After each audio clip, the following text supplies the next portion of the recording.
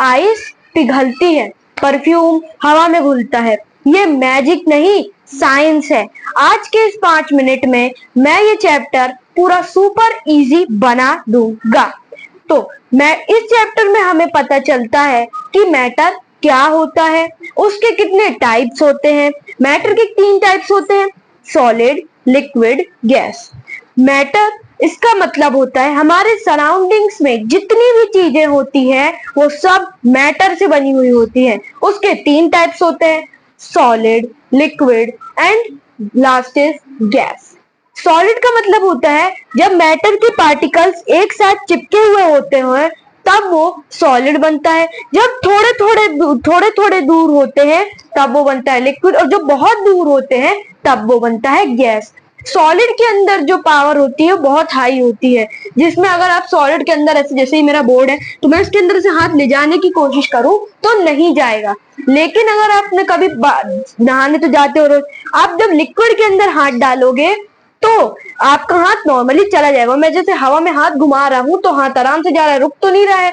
इसका मतलब ये है कि सॉलिड के अंदर की स्पेस बहुत कम है, लिक्विड के अंदर की थोड़ी कम है, और गैस के अंदर की तो स्पेस मतलब बहुत ही ज्यादा स्पेस है।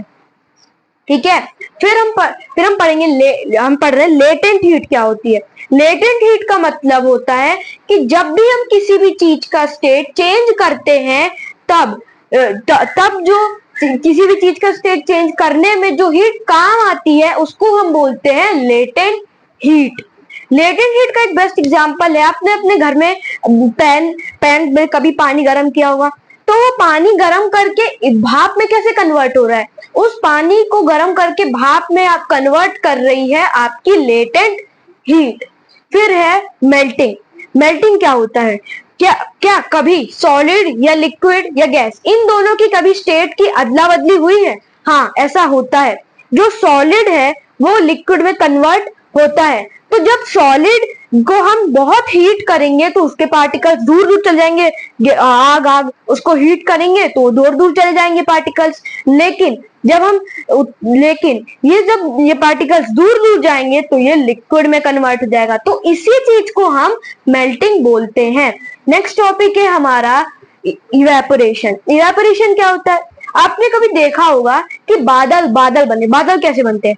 जो हमारा समुद्र है उसमें से जो सन की हीट है, वो सन की हीट की वजह से वो पार्टिकल दूर दूर जाते हैं, तो वो दूर दूर जाते हैं। जब दूर दूर जाते हैं तो एक साथ ऊपर हवा में क्लाउड्स बन जाते हैं। पानी से दूर जा रहे हैं ना तो बहुत दूर जाएंगे गैस के पार्टिकल्स, तो इसीलिए वो हवा में क्लाउड्स बन जाते हैं।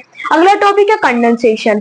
कंडेंसेशन का मतलब होता है जब जो हमारी गैस है वो लिक्विड में कन्वर्ट हो रही है। ऐसा कैसे?